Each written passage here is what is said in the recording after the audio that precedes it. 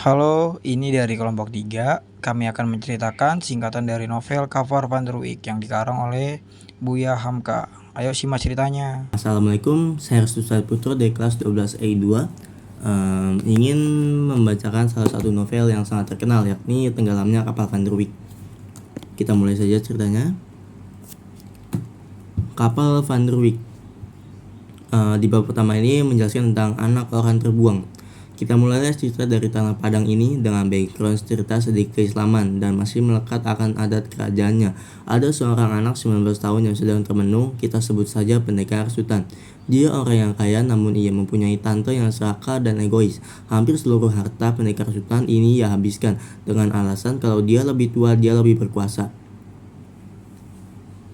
Suatu hari pendekar Sultan berantem dengan tantenya ini soal harta, namun tantenya ini masih bersikap keras akan pendiriannya. Sudah habis kesabaran pendekar Sultan ini dengan kelakuan tantenya, ditikamlah tantenya tersebut dengan pisau yang panjang. Sudah mati tertikam, hukum tetap berjalan.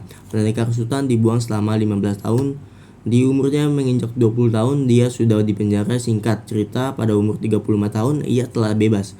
Menolak pergi ke kampung halamannya, ia merantau ke tanah Makassar. Di sana ia mendapatkan seorang istri yang sangat soleha bernama Habibah dan dikaruniai seorang anak laki-laki. Di bab selanjutnya yakni yatim piatu.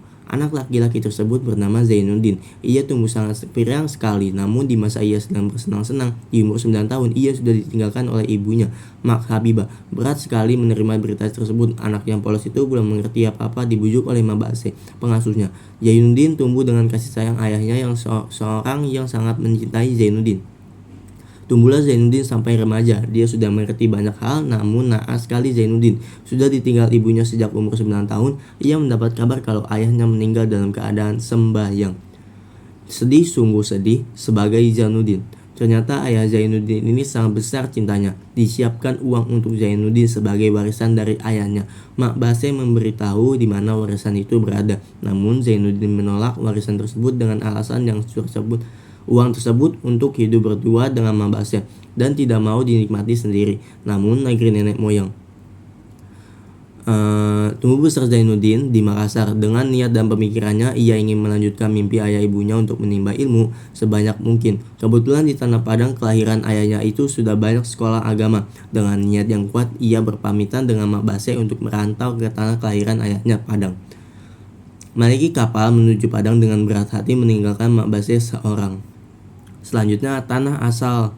Telah sampai Zainuddin di Tanah Padang itu, negeri kelahiran ayahnya, disambut dia oleh keluarga ayahnya itu. Namun setelah 2 minggu, Tanah Padang ini terasa membosankan baginya. Hanya seorang anak dari ayah buangan yang sudah meninggal dan hidup sebagai perantau di sana. Dikenal sebagai pribadi yang baik, Zainuddin mencoba untuk berbaur dengan orang di sekitar. Suatu hari terjadilah hujan yang sangat lebat di sana. Zainuddin terjebak di tengah hujan bersama 2 orang gadis, yang salah satunya bernama Hayati. Zainuddin saat itu padahal mempunyai sebuah payung, namun dengan hati baiknya diberikannya payung tersebut kepada 2 gadis tersebut. Dengan janji esok dikembalikan, gadis tersebut pulang dengan tergesa-gesa bersama temannya. Hayati adalah seorang gadis yang sangat terkenal akan kecantikan dan kebaikannya. Selanjutnya, cahaya hidup. Keesokan harinya datang seorang anak laki-laki, adik dari Hayati, membawa payung kepada Zainuddin. Tak hanya itu, adiknya tersebut membawa sepucuk surat untuk Zainuddin. Dibukanya surat tersebut dan dibacalah oleh Zainuddin. Ucap terima kasih dan tanda perkenalan dari Hayati kepada Zainuddin. Zainuddin merasa berdebar hatinya, namun ia masih bingung dengan rasa ini. Pergilah ia ke sawah dan berbincang dengan seorang bapak-bapak di sana dengan obrolan yang hangat dan baik. Dengan obrolan datanglah Hayati yang ternyata anak dari bapak tersebut. Makin berdebar hati Zainuddin dan berkenalan dengan Hayati secara langsung. Hati yang sudah lama mati setelah kedua orang tuanya meninggal, Zainuddin kini hidup kembali karena cinta. Beberapa hari kemudian Zainuddin sengaja menunggu di jalan untuk bertemu Hayati dan memberikan sepucuk surat kepada Hayati. Setelah sepulangnya Hayati ke rumah, dibacanya surat itu yang ternyata permintaan Zainuddin kepada Hayati. Hati yang sudah lama mati setelah kedua orang tuanya meninggal, Zainuddin kini hidup kembali karena cinta. Beberapa hari kemudian Zainuddin sengaja menunggu di jalan untuk bertemu Hayati dan memberikan sepucuk surat kepada Hayati. Setelah sepulangnya Hayati ke rumah, dibacanya surat itu yang ternyata permintaan Zainuddin kepada Hayati untuk menjadi seorang sahabat. Selanjutnya, berkiriman surat. Zainuddin mengirimkan kembali 3 surat yang berisikan isi hatinya kepada Hayati, cintanya kepada Hayati, namun Hayati tak kunjung menjawab. Setelah 3 hari, datanglah adik Hayati membawa surat. Senang sekali Zainuddin melihatnya. Dibukanya surat itu surat yang sangat dingin. Hayati mengajak Zainuddin bertemu di tepi sawah. Dengan membawa adiknya ke sawah tersebut, Zainuddin memulai percakapan dengan mengungkapkan isi hatinya. Namun air mata turun di pipi montok Hayati. Zainuddin terkaget melihat itu dan mencoba menjelaskan isi surat tersebut. Namun makin banyak air mata yang turun di pipi Hayati dan tak membuka mulut juga. Ketika Hayati menjelaskan bahwasannya adat dan budaya di Tanah Padang sangat strict soal pencintaan, Hayati masih takut akan bercinta-cintaan. Menunggu jawaban dari ungkapan hatinya, Zainuddin bertanya, "Bagaimana, hai Hayati?"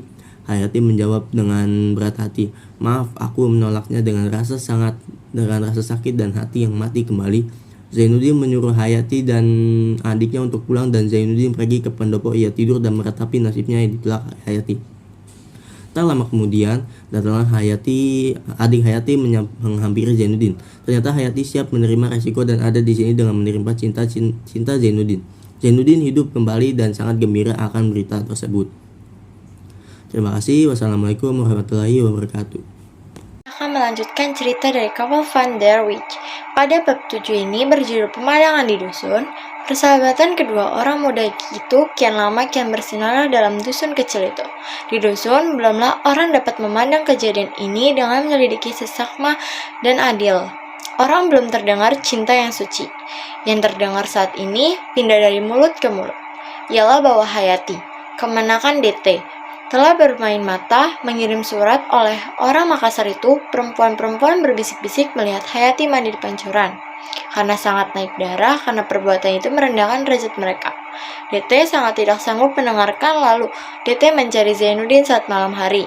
Saat DT ketemu dengan Zainuddin, DT tidak marah, hanyalah DT menasihati Zainuddin dan mengsindir-sindir gitu. DT menyuruh Zainuddin untuk meninggalkan Batipu di mana tempat tinggal Hayati. DT kembali ke rumah, lalu menanya ke Hayati tentang hal tersebut. Kemudian menjawab Zainuddin. Lalu DT menjelaskan dan memberi alasannya karena Hayati seorang perempuan yang terhormat, sedangkan Zainuddin hanya rakyat biasa. Kemudian Zainuddin berangkat pada saat fajar terbit dan dari jihad timur. Ia sangat sedih untuk meninggalkan Batipu ini. Ia melihat lapangan bola yang masa kecilnya, dangau tempat bermula ia dan Hayati berjalin janji itu hanyalah akan menjadi kenangan saja. Dan ia akan meninggalkan Hayati. Setelah kira-kira setengah jam berjalan dari Batipu, Zainuddin melihat seorang perempuan dan anak laki-laki. Dan itu ternyata Hayati dan adiknya. Saat Zainuddin melihat wajah itu, ternyata benar Hayati. Lalu berkata, Rupanya ada juga niat hatimu hendak menungguku di sini Hayati." Dan Hayati di situ sama Zainuddin berbicara isi hatinya Hayati. Zainuddin meminta Hayati untuk mengirim surat untuknya. Setelah itu Hayati akan memberikan selendang karena Zainuddin ingin meminta sesuatu barang ataupun apapun itu untuk ditaruh di kafannya jika ia mati. Kemudian Hayati dan adiknya yaitu Ahmad meninggalkan Zainuddin. Zainuddin melihat Hayati dan Ahmad sampai tak terlihat. Kemudian ada bendi yang tumpangan untuk padang panjang. Setelah di padang panjang, Zainuddin memilih tempat tinggal di kampung Silaing. Sesampainya Zainuddin di padang panjang mengirim surat untuk orang tuanya bercerita saat Batipu itu. Orang tuanya itu yaitu emak angkatnya. Terus orang tuanya menyuruh Zainuddin untuk kembali ke Makassar saja. Tetapi Zainuddin tidak ingin kembali karena masih ingin mencari ilmu.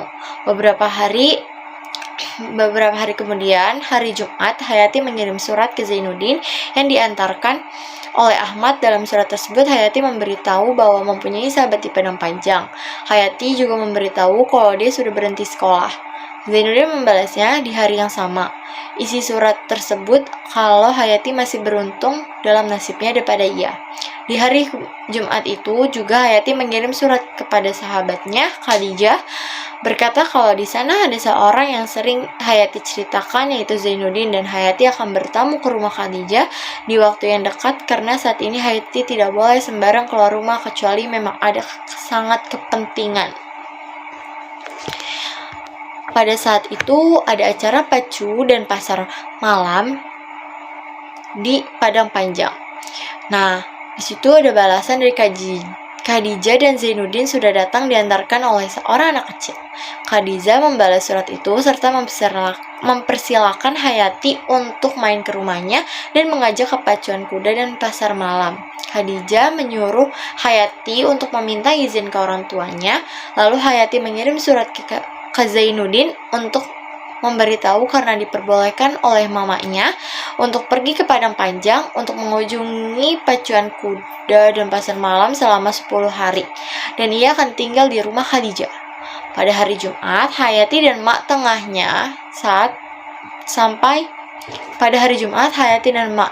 tengahnya itu pergi, dan saat sampai disambut oleh Khadijah, Mama Khadijah, abangnya Khadijah yaitu Aziz.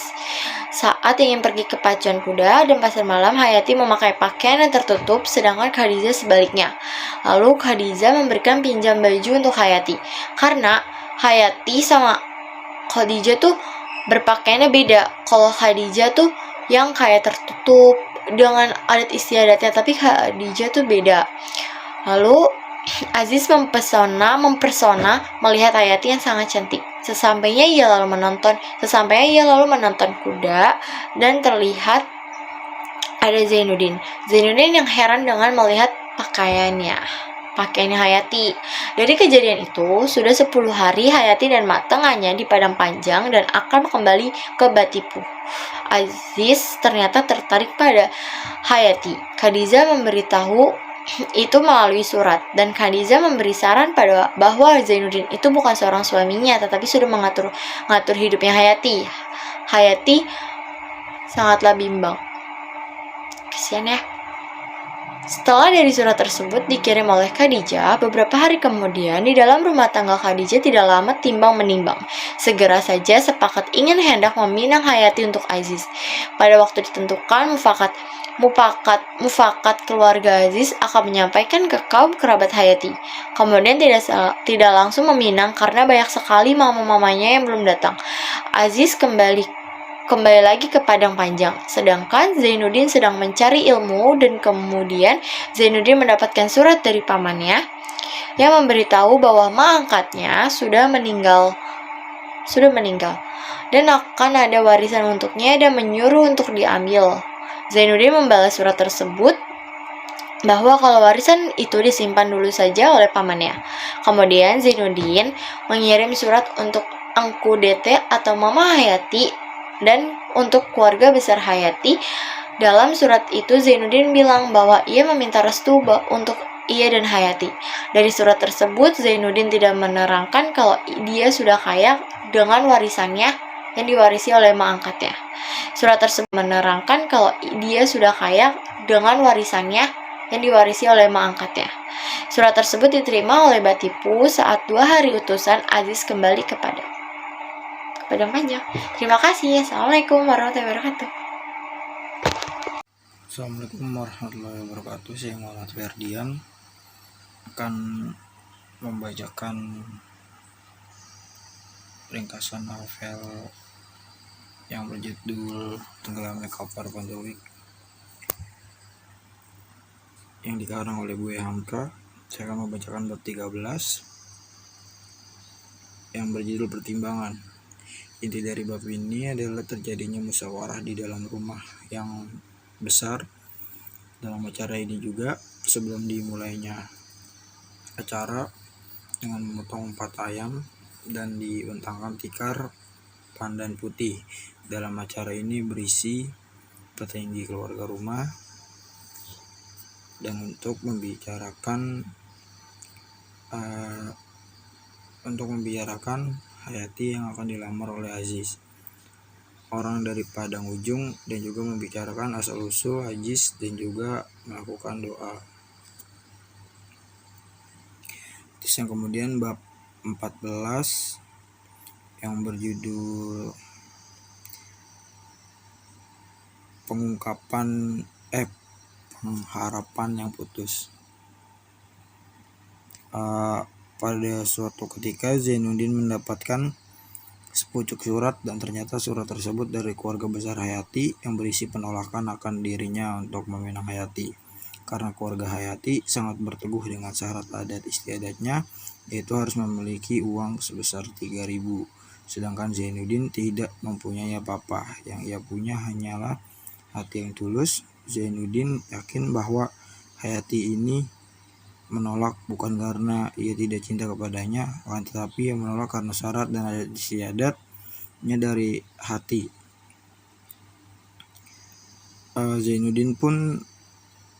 Hati Zainuddin pun rapuh melihat kisah cintanya yang putus karena terhalang harta, dan pada suatu ketika ia pergi ke tempat yang lain untuk menenangkan pikiran. Akan tetapi pada akhirnya ia balik kembali ke Padang Panjang, karena mau ia mendatangkan tempat-tempat yang indah pun tidak akan bisa mengobati luka hati.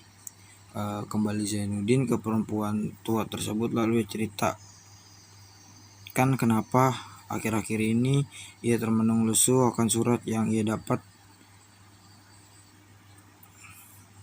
Pada akhirnya ia disuruh menceritakan ini kepada si Muluk, karena Muluklah orang yang tahu kisah pergaulan laki-laki di zamannya. Karena ia laki-laki pemabuk penjudi, tapi ia berbeda. Kira-kira begitu, dan lanjut ke bab 15 yang berjudul perkawinan. Hari perkawinan pun telah ditentukan petang Kamis malam Jumat. Acara pun berlangsung pukul 12 malam. Pengantin laki-laki Aziz berdatangan ke rumah Hayati. Alangkah cantiknya gadis dusun itu memakai baju pengantin ke kota-kotaan. Teman-teman gadis pun merasa iri kepada Hayati. Setelah hari datang, Hayati pun merasa iri kepada Hayati pun tersenyum. Sesekali terlibat di pikirannya tentang Zainuddin. Pada suatu ketika Zainuddin pun mengetahui kabar pernikahan Hayati dari Muluk sahabatnya. Seluruh badan pun lemas mendengar cerita tersebut. Ia kembali jendela kamarnya, ia termangung sakit. Pada akhirnya Zainuddin jatuh sakit.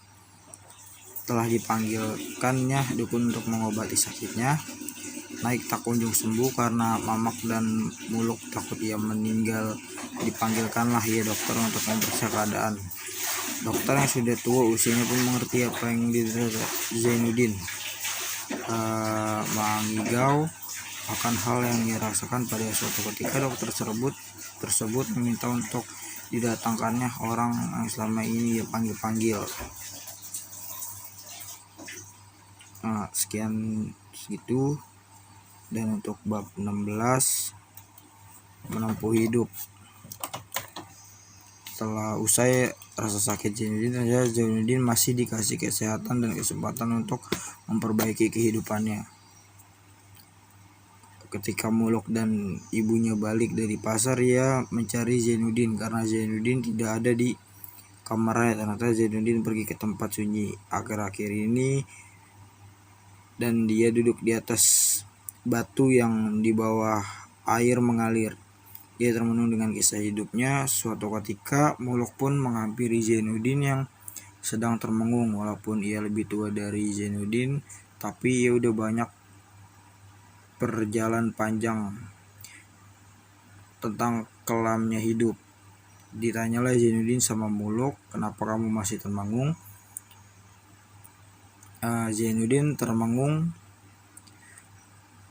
karena kesedihannya oleh Hayati. Muluk pun menasehatinya, dan berbagai macam nasihat ia berikan kepada Zainuddin untuk membangkitkan semangat pada dirinya untuk mengembangkan bakatnya, kemampuan dan kepintarannya untuk berubah jalan hidupnya. Zainuddin tercengang dan dengan nasihat yang diberikan Muluk. Muluk memotivasi Zainuddin untuk mengisahkan karangan-karangan yang selama ini ia karang karena Zainuddin itu pandai dalam hal tersebut.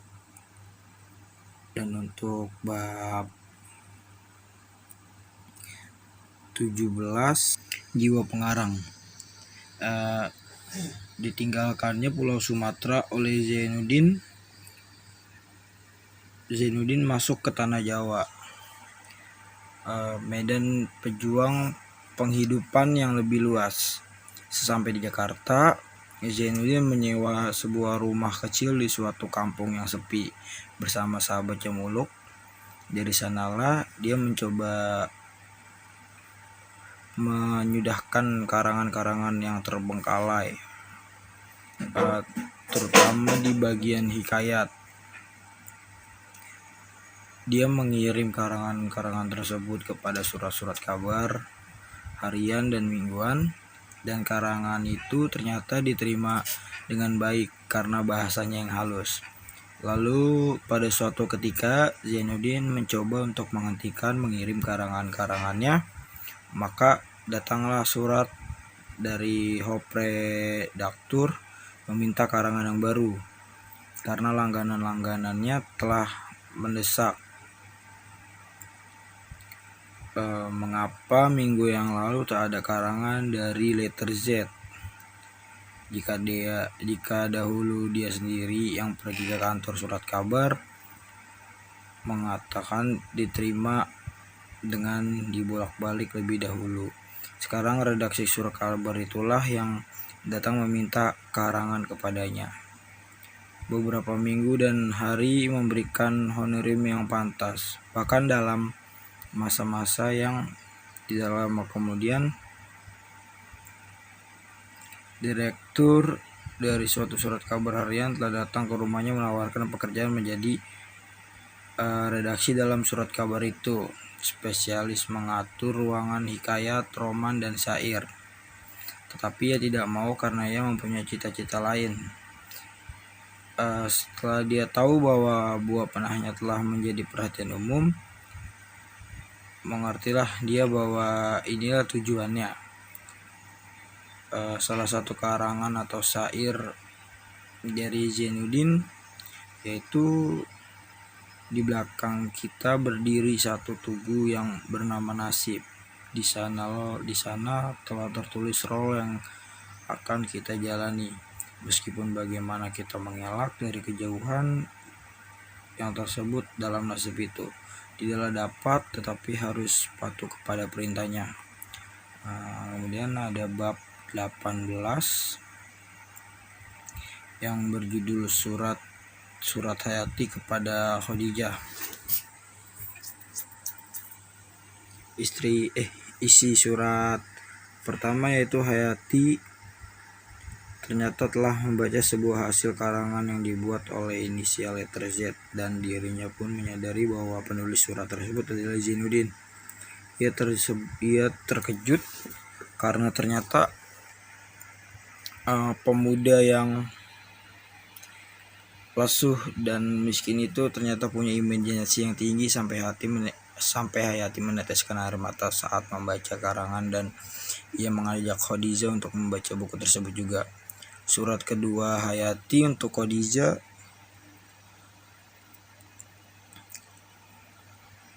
Hayati diajak suaminya untuk tinggal di kota Jawa untuk menikmati indahnya Jakarta dan melihat kota-kota yang ramai. Hayati ingin sekali bertemu dengan Khadijah sebatas melambaikan tangan dan mengantarkan ia ke kota Teluk Buyur untuk perpisahannya. Isi surat ketiga Hayati kepada Khadijah. Hayati mulai was-was akan perbedaan suaminya. Perlahan perekonomian keluarganya pun menurun dan Hayati merasakan perbedaan suaminya dari segi manapun.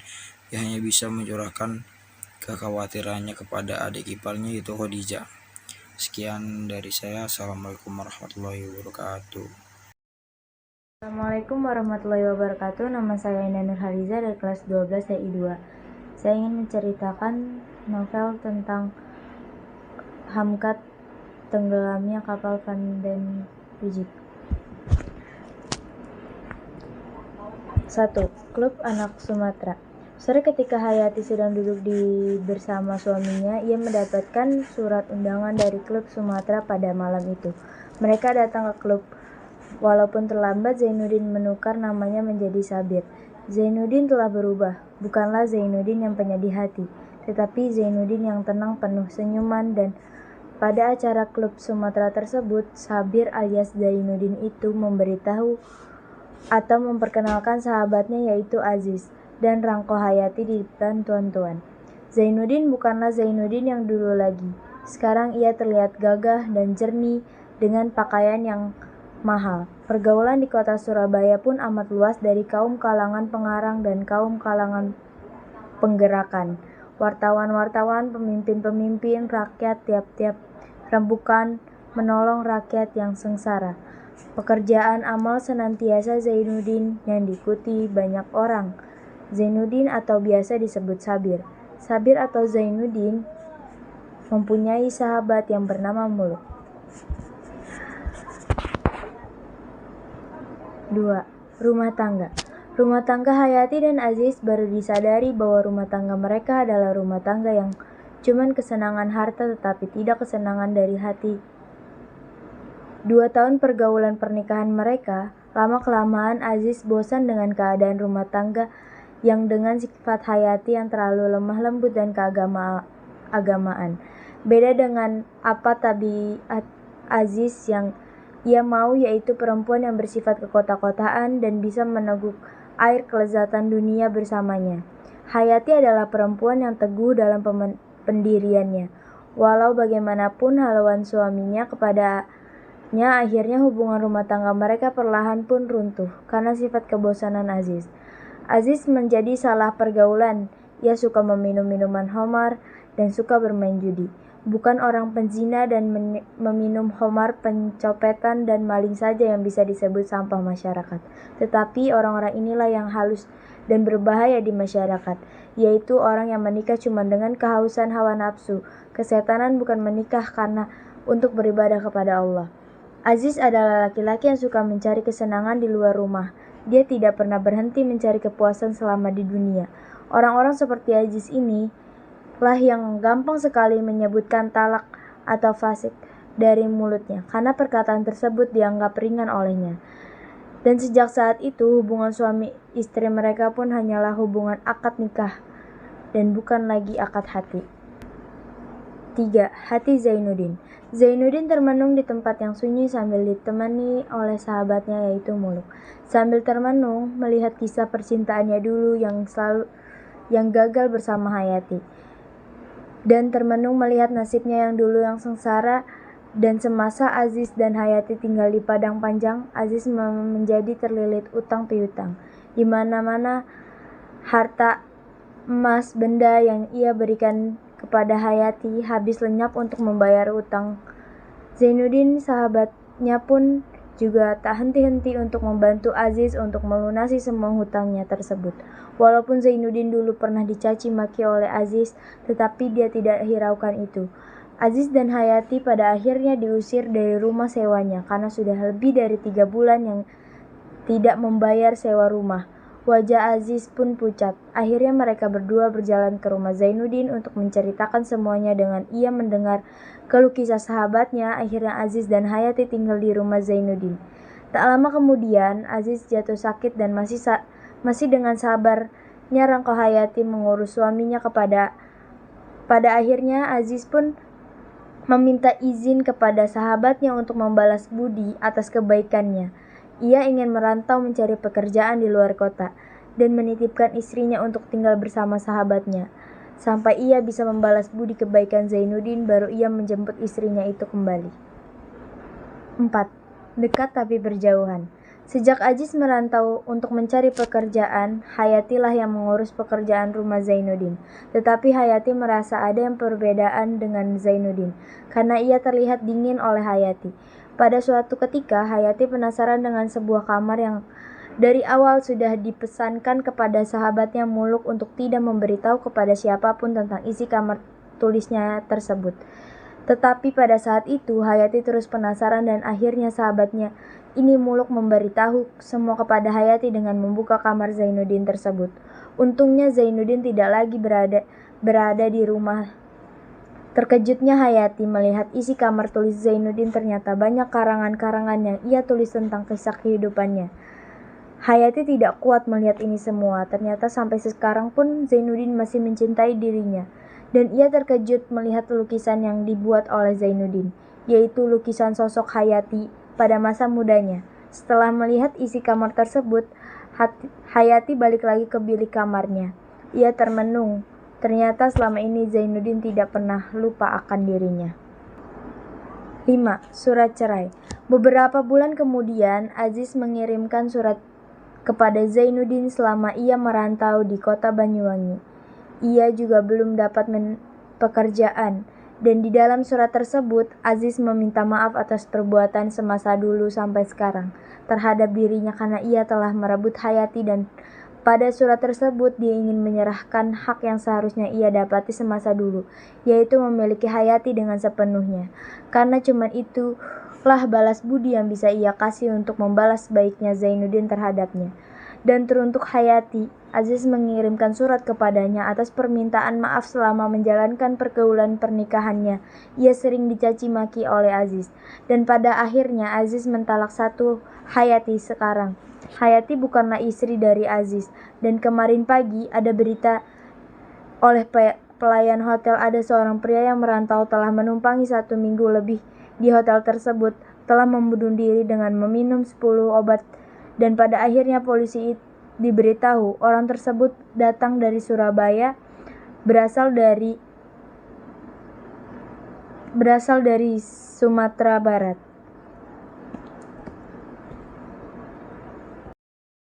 Assalamualaikum warahmatullahi wabarakatuh. Nama saya Ansar Ramadhani. Di sini saya akan menceritakan novel tentang tenggelamnya kapal Van der Wijk. Di bab 24 ini, seorang Zainuddin hanya membolak-balikan sebuah kertas di dalam kamarnya. Hayati pun memberanikan diri untuk masuk ke dalam kamar dan memulai awal percakapan. "Adakah surat dari suamiku?" Ia terus terang bahwa dirinya siap menerima segala cobaan yang akan menimpanya, asal Zainuddin ini sudi untuk memaafkan kesalahannya. Zainuddin pun kaget dan berkata, "Siapakah di antara kita yang kejam? Siapakah yang sudah menghalangi seorang anak muda yang bercita-cita tinggi tapi terbuang jauh di tanah Jawa ini? Sehingga ia menjadi seorang komedi yang tertawa di atas muka bumi dan menangis di belakang layar. Tidak Hayati, saya tidak kejam, saya hanya mengikuti apa katamu. Bukankah di dalam suratmu itu kau minta agar cinta kita dihilangkan dan dilupakan saja, dan diganti menjadi persahabatan yang kekal? Permintaanmu itulah yang saya pegang teguh sekarang. Kau bukan kecintaanku, kau bukan tunanganku, kau bukan istriku, tapi melainkan seorang janda dari orang lain." Hayati pun hanya bisa menangis dan diam. Zainuddin pun meninggalkan Hayati di dalam kamarnya seorang diri. Di bab 25 ini tentang pulang. Pada pagi hari Senin 19 Oktober 1936, kapal Van der Wijk ini menjalani izin KPM. Untuk para penumpang yang ingin melanjutkan perjalanannya ke Padang, ia harus pindah ke pelabuhan Tanjung Priuk. Dengan kapal inilah Hayati akan menumpanginya. Sebelum keberangkatannya Hayati, Zainuddin menghampiri dan berkata bahwa ia tidak bisa menemaninya karena ada urusan yang harus dia selesaikan di Malang. "Pukul 3 sore kau akan ditemani oleh Bang Muluk, ucap Zainuddin. Belum sempat Hayati menjawab, ia pun pergi begitu saja menaiki sebuah mobil auto yang akan menumpangi ke Malang. Pukul 3 sore mereka berdua, Zainuddin, Bang Muluk dan Hayati ini pun berangkat menggunakan taksi untuk ke pelabuhan Tanjung Perak. Setelah sampai di sana, Bang Muluk pun mencarikan sebuah tempat duduk yang akan ditempati oleh Hayati di atas kapal dek. Setelah itu Hayati menitipkan sebuah surat dan tolong katakan padanya bahwa ia masih menginginkan dirinya. Setelah itu Bang Muluk pun mulai menuruni kapal tersebut. Bab 26 ini surat Hayati yang penghabisan. Di bab ini, Zainuddin memanggil Bang Muluk yang sedang membereskan buku-buku dan kertas-kertas berserakan di atas meja. Bang Muluk pun mengeluarkan sebuah kertas yang inti dari kertas itu adalah "Aku mencintaimu, dan kalau aku mati, biarlah kematianku dalam mengenangmu." Zainuddin pun berkata, pada pukul 1 malam ia bermimpi Hayati memanggil-manggil namanya. Dan Zainuddin menyesal dan sadar bahwa ia tidak bisa hidup tanpa Hayati. Bang Muluk dan Zainuddin pun mengambil keputusan untuk nanti malam menyusuli Hayati. Tetapi pukul 3 sore ini surat kabar di Surabaya sudah beredar bahwa kapal Van der Wijk ini telah tenggelam. Terus di part 27-nya sepeninggalan Hayati, jenazah Hayati ini ditemukan dan dibawa oleh Zainuddin dan Bang Muluk dan dikuburkan di tanah Surabaya. Setelah 3 hari, Bang Muluk dan Zainuddin pun menjalankan wasiatnya, yang nisannya diganti dengan mamer dengan tulisan meninggal lontaran kecelakaan kapal Van der Wijk 20 Oktober 1936.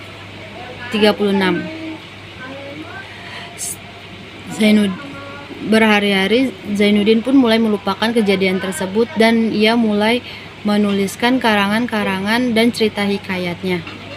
Di bab 28 ini, setahun setelah meninggalnya Hayati, tiba suatu saat surat kabar beredar. Zainuddin, pengarang terkenal, telah wafat. Di sini Zainuddin pun menitipkan wasiat bahwa karangannya akan diserahkan ke klub anak Sumatera, dan dari hasil karangannya pun diserahkan ke pembantu anak-anak muda yang bercita-cita tinggi. Sekian dari saya. Assalamualaikum warahmatullahi wabarakatuh. Terima kasih guys yang sudah menonton dan mendengarkan. Semoga hari kalian menyenangkan. Assalamualaikum warahmatullahi wabarakatuh.